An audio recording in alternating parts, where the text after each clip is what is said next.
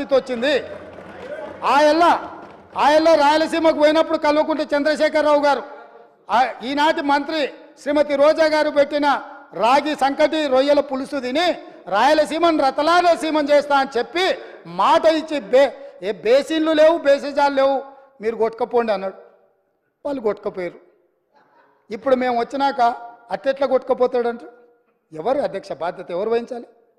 నీ కళ్ళ ముందే కదా ముచ్చుమర్రి చంద్రబాబు నాయుడు కట్టింది, నీ కళ్ళ ముందే కదా రాజశేఖర రెడ్డి పోతిరెడ్డి పాడును 44,000 క్యూసెక్లకు పెంచి తరలించకపోయింది, నీ కళ్ళ ముందలనే కదా నీ ఇంట్లో పంచపక్ష ప్రమాణాలు జగన్మోహన్ రెడ్డి గారికి పెట్టి జీవో నెంబర్ 203ను నీ ఇంట్లోనే పునాదులేసి రాయలసీమ లిఫ్ట్ ఇరిగేషన్కు ప్రగతి భవన్లో కేసీఆర్ గారి డైనింగ్ టేబుల్ మీద పునాది రాయబడ్డది.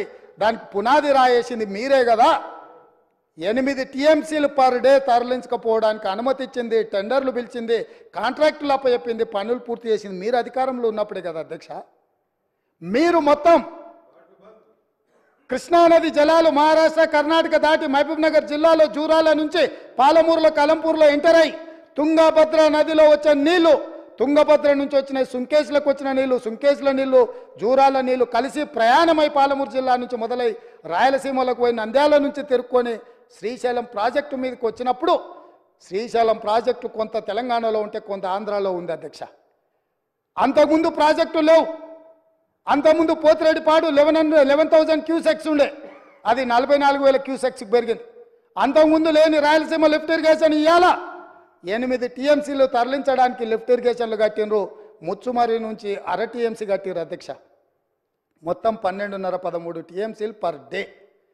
ఒక్క నెల రోజులు మనం కళ్ళు మూసుకుంటే శ్రీశైలంలో బురద కూడా ఉండదు అధ్యక్ష. రాయలసీమ లిఫ్టు 797 ఎఫ్ఆర్ఎల్ దగ్గర కట్టిరు అధ్యక్ష.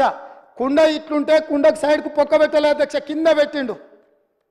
కింద వీళ్ళు పిలిచి పంచపక్ష ప్రమాణాలు వీళ్ళు పెట్టిండ్రు, జగన్మోహన్ రెడ్డి వీళ్ళ కింద బొక్క పెట్టిండు అధ్యక్ష.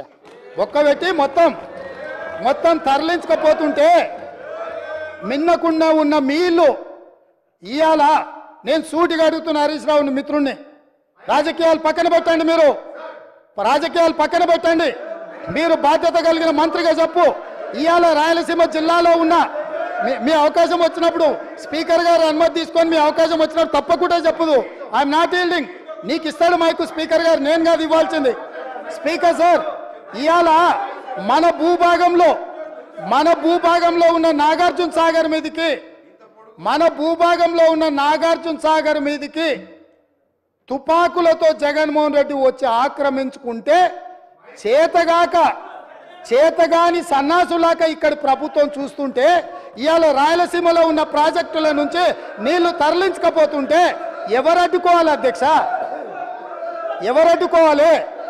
ఒక్క పక్కన వాళ్ళు ప్రాజెక్టులు పూర్తి చేసుకుంటుంటే వీళ్ళు ఇక్కడ ఆనాడు కోమటిరెడ్డి వెంకటరెడ్డి గారు కొట్లాడి నల్గొండ జిల్లాలో ఉన్న ఫ్లోరైడును అక్కడి బాధితులను ఆదుకోవడానికి SLBC ప్రాజెక్టు మంజూరు చేయించారు.